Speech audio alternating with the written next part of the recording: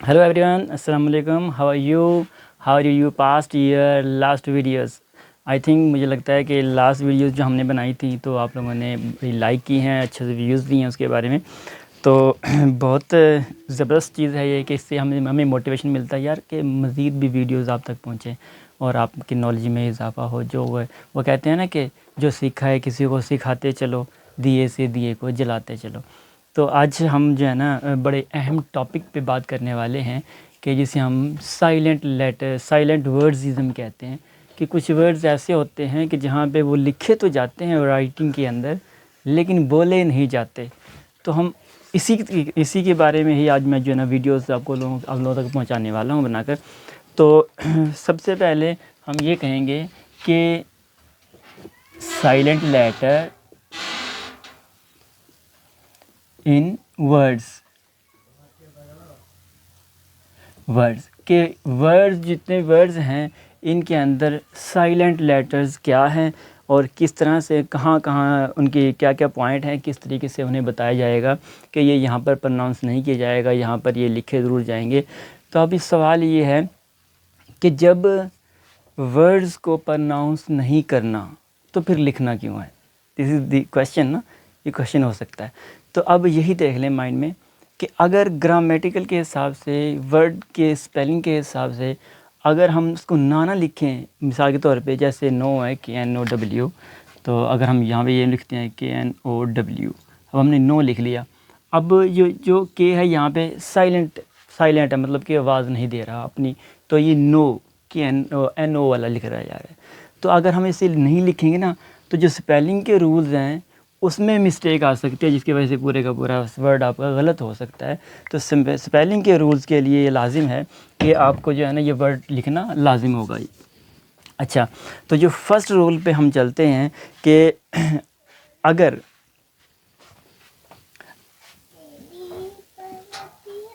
N से पहले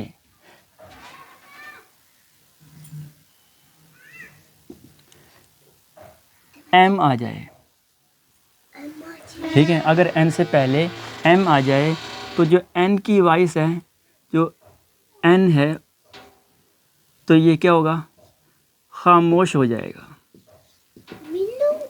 अगर N से पहले M आ जाए तो जो N है वो खामोश हो जाएगा। मिसाल के तौर पे हम वर्ड लिखते हैं ऑटम, AUTUMN। अब देखिए ना कि N जो है ना, N यहाँ पे साइलेंट है। अब ऑटम, अब वर्ड है कॉलम, COLUMN। अब देखिए यहाँ पे कॉलम, ये जो है ना N जो है यहाँ पे ये साइलेंट बताया जा रहा है। तो इसी हिसाब से अब कंडेम,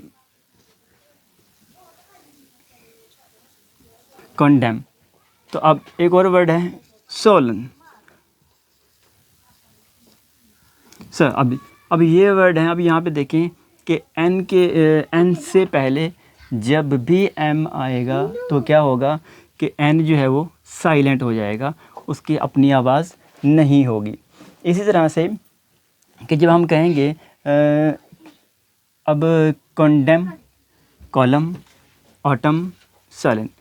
अब नेक्स्ट जो है वो बात हमारे, अगर हम बात करते हैं अगले नेक्स्ट वर्ड की बात करते हैं, तो ये देखें ये क्लियर है यहाँ पे कि जब ऑटम, AUTMN, ऑटमन, तो इनकी अगर हम इसकी आवाज़ निकालते हैं तो फिर N पढ़ेंगे, मिसाल के तौर पे ऑटमन, तो ये वर्ड गलत हो जाएगा।